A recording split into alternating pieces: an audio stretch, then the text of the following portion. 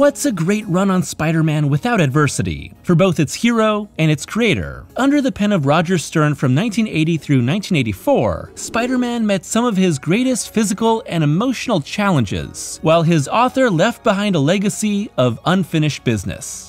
By the late 70s, Roger Stern had broken into Marvel Comics as an editor and part-time writer. Meanwhile, the Wallcrawler had entered one of his first fallow periods in Denny O'Neil's time on Amazing Spider-Man, which simply never reached the heights anyone expected from the superstar writer. In the meantime, Marvel had launched Peter Parker, the Spectacular SpiderMan, the hero's second ever ongoing title, to meet an increasingly insatiable reader appetite for the character. And when the time came for a new writer on Spectacular, enter Stern, who had left his editor position to be a full-time freelance writer. Stern would go on to write 17 issues of Spectacular, and his success on the second-string title would lead to Spider-Man editor Tom DeFalco calling him up to the big leagues. The result is a run that spanned from Amazing Spider-Man issues 224 through 252 and 2 annuals, as Stern created stories widely regarded as some of the greatest Spider-Man comics ever made, and introduced a villain that would plague his hero for decades. But Stern's run would end abruptly and contentiously, creating a behind-the-scenes scramble that made a mystery into a real mess. All the while, Stern would cement himself in the hearts and minds of Spider-Man fans forever in what can be seen as the run that transitioned Spider-Man into the modern era of comics, while still paying homage to the influence of Stan Lee and Steve Ditko. Here we'll explore how Stern's early days on Spectacular Spider-Man helped define his storytelling approach, the unstoppable, tragic highs of Stern's early days on Amazing Spider-Man, and how the mystery of the Hobgoblin came to define the unresolved greatness of Roger Stern's Spider-Man. Stern is best known for his time on Amazing Spider-Man, but anyone with an interest in the writer's time with the Wallcrawler should absolutely not overlook his run on Peter Parker, the Spectacular Spider-Man, from issues 43 through 61. The author began writing Spider-Man at the age of 29, and like Jerry Conway before him, was a kid who once collected Spider-Man. With Spider-Man, I was just trying to be faithful to the character I had read ever since my mid-teens, said Stern, and of course to deliver stories that were interesting and entertaining enough that readers would come back and buy the next issue. I truly never gave it much thought beyond that. I was too busy meeting my next month's deadlines. The Peter of Stern's time on Spectacular is an overworked young man trying to balance his heroic adventures with his personal relationships, his time as a grad student, and his many jobs, with Peter working as a TA and doing photography for the Daily Globe, not the Bugle. Stern's Peter is constantly frazzled and usually on his back foot when fighting his enemies, but he isn't the absolute sad sack we see in most early Spider-Man stories. His comedic side is genuine, not a cover-up for his struggles. Stern's run on Spectacular with artist Mike Zeck begins with an inauspicious start and low stakes, but it also introduces Roderick Kingsley,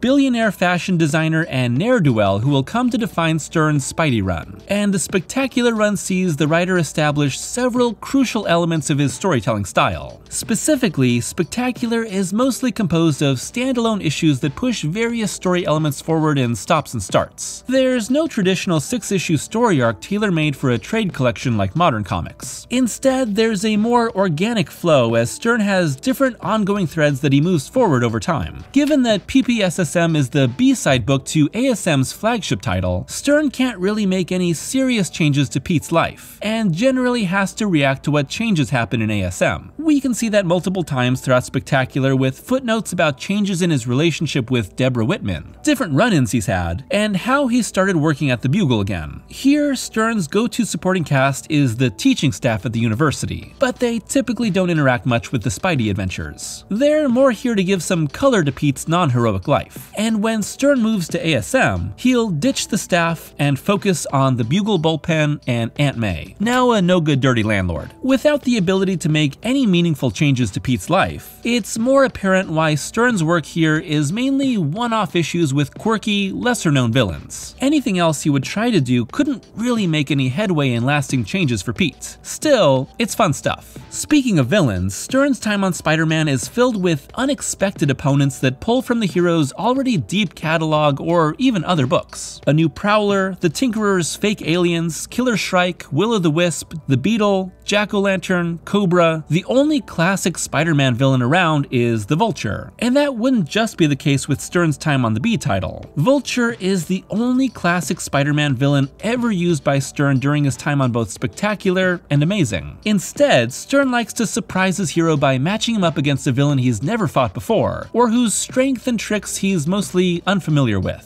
It's a unique way to keep the hero on his toes, and while it means that readers looking for an iconic showdown will be disappointed with Stern's run, it serves another of the author's passions, filling out the backstory and pathos of characters whose personalities had previously gone overlooked. If any character benefits from Stern's injection of depth the most, it's the Vulture, who appears in 4 issues over 2 series. These appearances give tragedy, desire, uncertainty, and an origin to Adrian Toomes in ways that hadn't been done before. But his hero is even more fleshed out. Stern uses a lot of thought bubbles for Peter's constant inner monologue in both fights and normal life. Really, every character's mind is an open book, even those whose identities are a mystery. But if there's one thing that Stern's Spider-Man is lacking, it's a love life. There are some brief romances, the eternally cold-shouldered Deb Whitman, the conflicted Black Cat, but this Peter has no time for love. And if there's anyone that Stern would absolutely not allow Peter to be with, it's Mary Jane Watson. Despite being brought together by Jerry Conway and shepherded by Len Wein, the couple were broken up by Marv Wolfman, who wrote her out of the series entirely in issue 201, with the incumbent O'Neill disregarding her completely. It's a strange thing to think of now, but MJ was basically persona non grata for a large stretch of Spider-Man in the early 80s. Stern in particular was strongly against Peter and Mary Jane being a couple, as he found them to be completely incompatible personality-wise. However, he was the writer directly responsible for bringing MJ back in the pages of Amazing Spider-Man after being missing for 3 years. The MJ that returned was a more mature, responsible young woman, and in the process, Stern laid the seeds for MJ's tragic family history explored years later. I started reading Amazing Spider-Man when I was in high school, and I didn't miss an issue until Marvel had Pete and Mary Jane get married, said Stern. That's when the train went off the track for me. I always thought their marriage was a mistake. I understand that some fans disagree, and I sympathize. But I had written those two, and they just didn't work as a married couple to me. Stern would work with a variety of artistic collaborators throughout Spectacular Spider-Man, Mike Zeck, Marie Severin, even editor-in-chief Jim Shooter, who subbed in on issues to show the rest of Marvel how they should be drawing. Standard 6-panel grids at medium range and eye level. Real boring stuff. No wonder no one followed his example. And an even larger rotating troupe of inkers. But it wouldn't be until his move to Amazing Spider-Man that Stern found his defining penciler, John Romita Jr. That lady asked me for help and I failed her, just like I failed Uncle Ben, and Captain Stacy, and Gwen. They all died because of me, because I screwed up. Maybe it was impossible to save Madam Web. I never did understand how that clairvoyant power of hers worked. But impossible or not, that doesn't let me off the hook. She may be dying right now, and it's my fault. Well, I'm not going to let Juggernaut get away with this. I'm going to find a way to stop that unstoppable human tank, or die trying. So what is it that makes Roger Stern's time on Amazing Spider-Man so celebrated? There aren't any life-altering moments for the character. Most issues are self-contained to stay new reader-friendly. Stern's borrowing of villains from other titles keeps the classic rogues out of the picture. From the outside, Stern's Spider-Man is a simple, low-key run that doesn't make any waves. But reading it is a different matter. What's most important is that Stern just gets Spider-Man, both as the beleaguered hero and the eternally unlucky Peter Parker.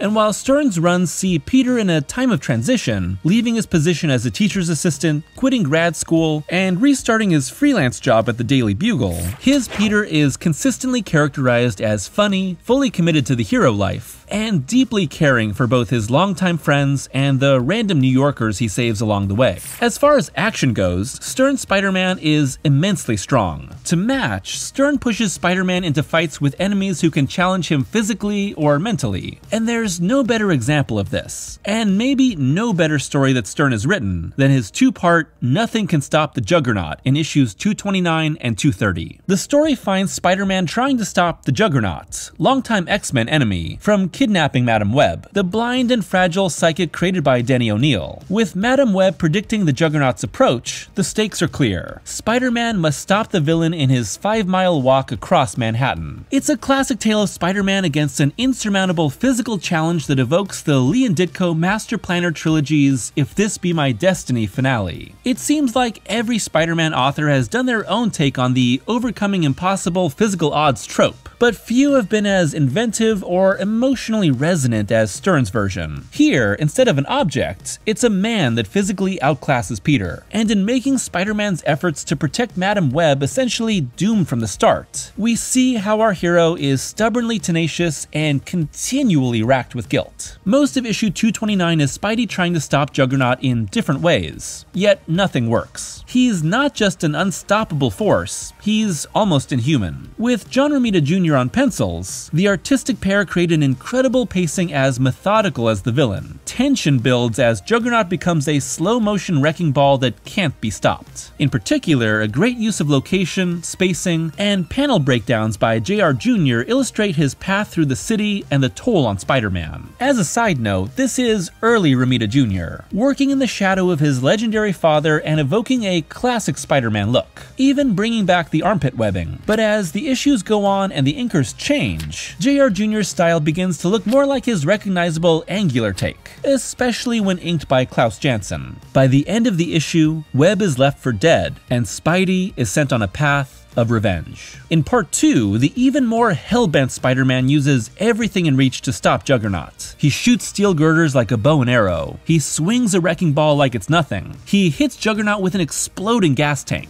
It's an incredible escalation by Stern. In the end, it's Spider-Man's tenacity, commitment, guilt, and rage that beat the Juggernaut, along with a massive pool of wet cement, in what I might consider the definitive Spider-Man comic. Of course, with Stern's one-off approach to Spider-Man stories, Juggernaut is just one piece of a collage that makes up his run. While I've previously covered the story in an earlier video and won't go into detail here, The Kid Who Collects Spider-Man is a perfect, touching, tear-jerking little story that understands the real-world importance of Spider-Man in half an issue's length. It's beautiful, and one of Stern's best stories simply because it's so touchingly human and vulnerable in ways that many Cape comics only pretend to be. And rather than simply gut-punch the reader with its late reveal, The Kid Who Collects acts as a call to be kinder, more loving, and more giving to the people in our lives. But then again, these comics are mostly about punching. A tragic Black Cat story, The Fool Killer, the return of the Brand Corporation, and Will-O-the-Wisp from Spectacular, a terrifying transformation for the usually pointy-shoed tarantula, and multiple Vulture stories make up a time when Peter continues to grow as an adult, until the arrival of a new, mysterious villain came to define Stern's run. Well, Norman Osborn may have died, but his legacy, his power, will live on. And this time it shall be shaped by a man who knows how to use power. The Green Goblin is no more, but in his place now stands the Hobgoblin. What Stern may be most well known for in Spider-Man history comes late in his time on the title. It's his singular creation that was made to live up to the Lee and Ditko stories he read as a teenager, and the unfinished legacy that was quickly taken out of his hands: the Hobgoblin. Amazing Spider-Man number 238 details the origin of the Hobgoblin, as a criminal on the run from Spider-Man discovers an old Green Goblin lair in the sewers, which he quickly sells to a mysterious character. Soon, this cloaked figure uses Norman Osborn's weaponry and secret journals to become the Hobgoblin, while Stern would ensure that the sane Hobgoblin and the insane Green Goblin would be characterized as two very different figures. The author also actively recalls Osborn and the Goblin like a ghost from the past haunting Peter, and since Peter pushed the robber down there, the hero begins to feel a responsibility for creating a new goblin, akin to his responsibility for Ben's death. It's a smart move by Stern to give his villain more emotional resonance and connection to Spider-Man, while still not revealing his identity. The issues that follow bring Hobgoblin in and out of Peter's life in several unresolved battles. These clashes build tension for both men, as Hobgoblin seeks to recreate the Goblin formula to be strong enough to defeat the hero, while Spider-Man fears that Hobgoblin will uncover his secret identity in Osborn's journals. The duality of both never fully defeating the other is what drives Stern's narrative. You can see Stern's Hobgoblin plot kick into high gear with the second half of his time on A.S.O.N, and it has a twofold effect. The plot and mystery get tighter while delivering a lot of great twists and action sequences, but everything else in the title seems to fall away. The relationships, supporting character plots, and daily life details parallels are all slowly dropped, until the major conflict with Hobgoblin takes over everything in the title. It's clear that the Hobgoblin story is Stern's passion. The parallels made between Green Goblin and Hobgoblin are no coincidence. Stern not only wanted to create a mystery villain that could challenge Peter in the ways that Osborn once had, but also intended to have the mystery of Hobgoblin's identity run one issue longer than the Green Goblin mystery, placing the intended reveal at Amazing Spider-Man number 264. But Stern would never get there. While issue 251 brings the Hobgoblin story to a climax, Stern never revealed his identity before he quit the book. In fact, Stern quit so abruptly that issues 251 and 252, his final works on Amazing, are scripts written by editor and writer Tom DeFalco based on plots provided by Stern.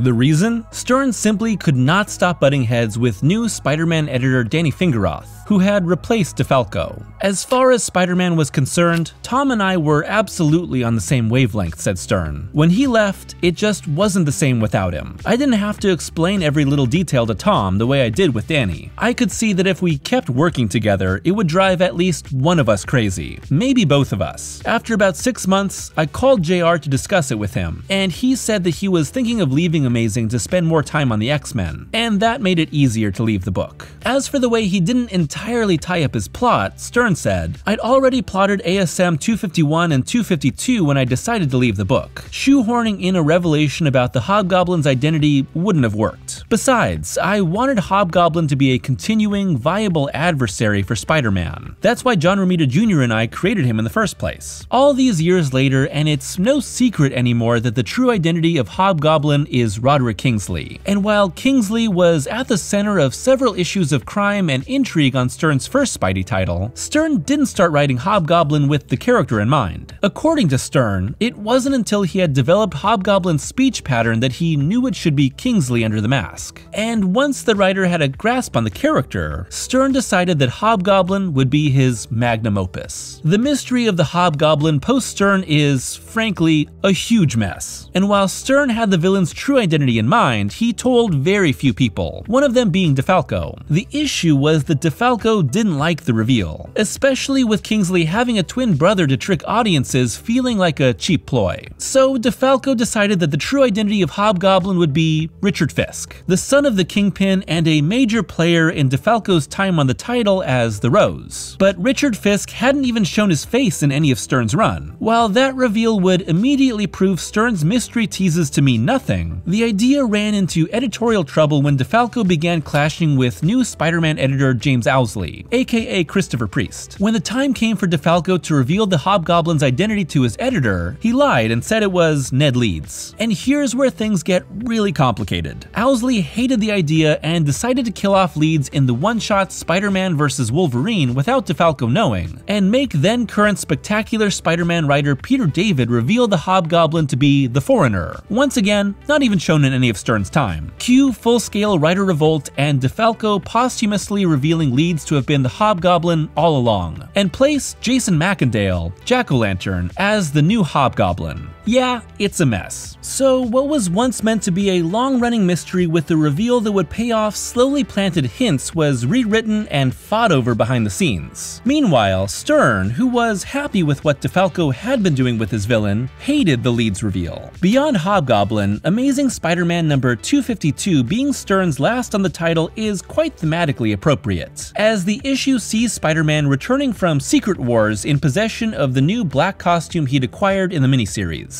The costume would, of course, eventually be revealed to be a symbiote and give rise to Venom, ushering in a new era in the title and helping to define much of the late 80s and early 90s for the character. While it was Jim Shooter who wanted Spider-Man to wear a black costume, an idea bought from a fan for $220 years prior, it was Stern who suggested the costume be alive. It's Stern's last contribution to Spidey's legacy, and another that would take on a life of its own beyond the writer's time on the title. Stern's quitting of Amazing Spider-Man wasn't the first time the writer left a Marvel book over contentions with editorial, and it wouldn't be the last. Stern began a lengthy run on Avengers in 1983 that would run for more than 60 issues. But once again, Stern butted heads with the higher-ups. This time, it was with Avengers editor Mark Gruenwald, who wanted Stern to reinstate Captain America as the leader of the team and depose Monica Rambeau's Captain Marvel, who Stern had co-created in the pages of Amazing Spider-Man Annual 16. And to do so, Gruenwald wanted Stern to write Rambeau as a poor leader who needed to be replaced. Seeing the approach as sexist, Stern refused and was then fired. And after a tenure filled with editorial clashes that offset his many well-received stories, Stern was ousted at Marvel, except for one last chance to return to Spider-Man. Editor Jim Salicrup called me up and offered me work on Spectacular SpiderMan, said Stern, but this was right after Spider-Man had gotten married to Mary Jane Watson, which I thought was a huge mistake for both characters. So I thanked Jim and asked him to give me a call if and when that fell apart. With no opportunities left at Marvel, Stern severed his ties with the publisher he had worked with for decades. I wasn't disillusioned with Marvel so much as I was disappointed in the place, said Stern. I had been working steadily for them for nearly 12 years, churning out stories that I thought were pretty good. The readership seemed to agree, and I'd never gotten any complaints from any of my editors. But then, suddenly, it was all over.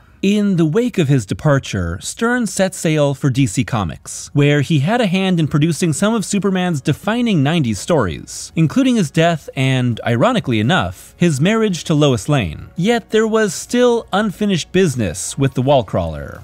In 1996, Stern returned to Marvel to write Spider-Man: Hobgoblin Lives, and if the title didn't give it away, the 3-issue miniseries gave Stern the chance to bring his Hobgoblin mystery to its intended close, with the reveal of Roderick Kingsley as the true Hobgoblin. Following its success and Stern's satisfaction at seeing his true Hobgoblin identity permanently placed in Marvel canon, the author would write several other series at Marvel, and years later write several issues of the main Amazing Spider-Man line post One More Day. Why had Stern returned to Spidey decades later? It's simple. Stern's despised marriage of Peter and Mary Jane was erased from Marvel history, and the writer could once again be happy with the character's status quo. That's what you call a controversial take in the Spidey fandom. These many stops and starts show a writer passionate about the character, but never fully given the chance to say his piece about Spider-Man. The abrupt end and complicated legacy mean that Stern's Spider-Man run lacks payoff or completeness to its structure, a fact that's even more apparent when read in the context of all the behind-the-scenes conflict. But despite its ending, the sudden turnover feels perfectly in line with Stern's storytelling approach. Villains come and villains go. Challenges rise and are bested by a hero that inspires us all. And in the end, it's simply another day for our friendly neighborhood Spider-Man. It's a comic that you could hand to anyone who wanted to understand the character and simply tell them, now this is Spider-Man.